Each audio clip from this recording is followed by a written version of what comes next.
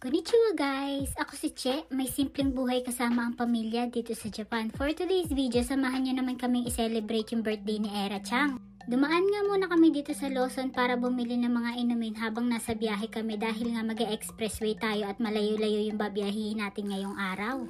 Pero kahit nag-expressway kami, takbong pogi lang talaga yung sinabi ko kay Carl kasi hindi naman din kami nagmamadali. May nadaanan pa nga kami na aksidente, Diyos mio Marimar, sobrang nakakaawa yung dalawa na to. Matanda yung driver niyan pareho. At nung nakarating nga kami dito, dahil Sabado nga to, March 9, kaya naman sobrang dami din tao ngayon. Alam nyo ba at maikwento ko na lang din, nung last time na nagpunta kami sa Disneyland, sobrang kinabahan yata si Era nung nakita niya na gumagalaw sa harap niya yung mga Disney character, kaya habang nanonood kami ng parade nun, nasuka talaga siya.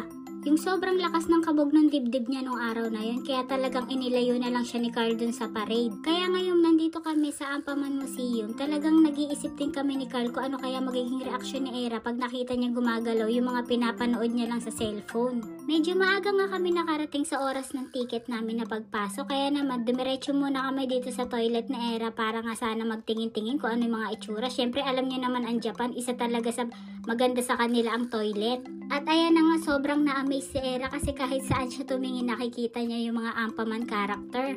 Pero tulad nga ng inaasahan namin, medyo umiyak talaga siya dyan si Era nung una kasi nga parang kahit saan siya tumingin nakikita niya tapos na-overwhelm talaga siya. And then dito, habang may oras pa, tumingin-tingin kami dito sa mga laruan. Sobrang mamahalin talaga ni Ampaman guys, kung alam niyo lang, pag may nakadrawing na Ampaman, matik mahal na talaga dito palalo. Museum, diba? Tapos eto, buti na lang meron silang palibreng mga pasample ng toys dyan sa Gedli, kaya naman naglaro muna silang dalawa. Buti na nga lang din to si Era, hindi siya masyadong mahilig magpabili talaga ng mga laruan. Kumbaga meron lang siyang hawak sa kamay niya, okay na sa kanya, pero nagulat ako guys, yung hawak niya. Nagtangay ba naman siya ng laruan doon sa sample sa Gedli? Diyos mio Marimar, buti na lang nung nakuha ko sa kanya, ayan, medyo tinoyo lang siya ng very light. Kaya sabi ko nga kay Carl, labas muna tayo. Tapos mga ilang minuto lang din, ayan, pinapasok na kami dahil oras na nga ng ticket namin. Hindi ko rin talaga ina-expect na ganito yung makikita namin dito. Yung as in, pati kami nag-enjoy kasi talagang makikita namin sa TV or sa cellphone, sa YouTube eh. Tapos ngayon makikita mo sa harapan mo, sumasayaw na sila. Eto na nga, tulad ng inaasahan, tulala na si Era. Kaya naman sabi ko kay Carl, halika dali natin doon sa laruan. Kasi nga, iniisip ko baka magsuka na naman siya kasi feeling ko kinakabahan na naman siya. At buti na lang talaga, thank God, Diyos mio Marimar, hindi naman talaga siya nagsuka at kahit papaano naagapan namin yung kaba niya. Tapos eto, marami din talagang activities dito para sa mga bata. Sabi nga ni Clyde, parang siya daw yung pinakamalaking bata dito. Eh okay lang kako yan, at least nakakasama ka ni Era, maglaro kayong dalawa. Natapat din talaga kasi ng Sabado, kaya ang daming bata ngayon dito. At syempre, meron din dito palibreng tubig, kaya naman uminom ako. Syempre, experience natin niya, sayang na may bayad, charis. Bawal din kasi talaga magpasok ng mga pagkain, kaya ayan, may mga pa-free lang sila na tubig. Pero meron naman food court dito sa loob. Ang mabibili mo lang, syempre, french fries, burger, yung mga pambata lang talaga at may drawing na Ampaman, so expect na natin na medyo maharlika siya. Pumila nga kami ni Era dito sa paggawaan nung nilalagay sa ulo kasi siya mismo yung gagawa niyan, parang activities para sa mga bata. Magturo.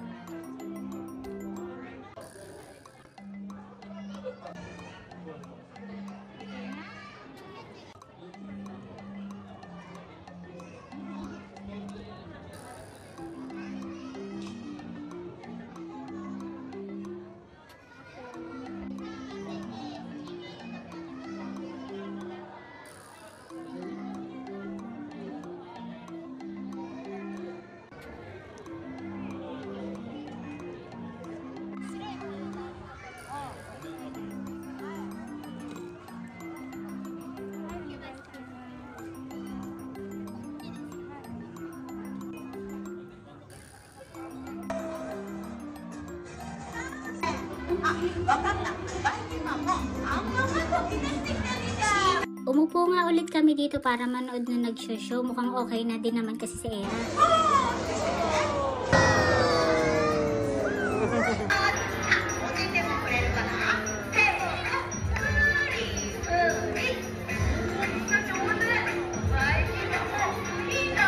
Sobrang happy naman kami at nakita naman namin na nag-enjoy si Era kahit nung una kinabahan siya. Kaya eto, after nung show na yon, umuwi na rin naman kami. Feeling ko naman, worth it naman yung binayad namin kasi kahit saan talaga ako lumingon, medyo natutuwa din talaga ako at na-amaze, lalo na dito sa pader nung palabas na kami. Sa mga nagbabalak at alam ko naman yung mga bata dito sa Japan na aliw na aliw dito kay Ampaman, punta kayo dito guys, sobrang ganda at alam ko mag-e-enjoy din talaga yung buong family. Yun nga lang, medyo may bayad yung parking dito, yun lang talaga yung medyo nadismaya ako kasi 1 hour 600 yen, so medyo nagtagal kami sa loob kaya 2 hours yata kami sa loob kaya medyo mahal din yung binayaran namin sa parking. Pero overall experience namin, happy naman kami for today.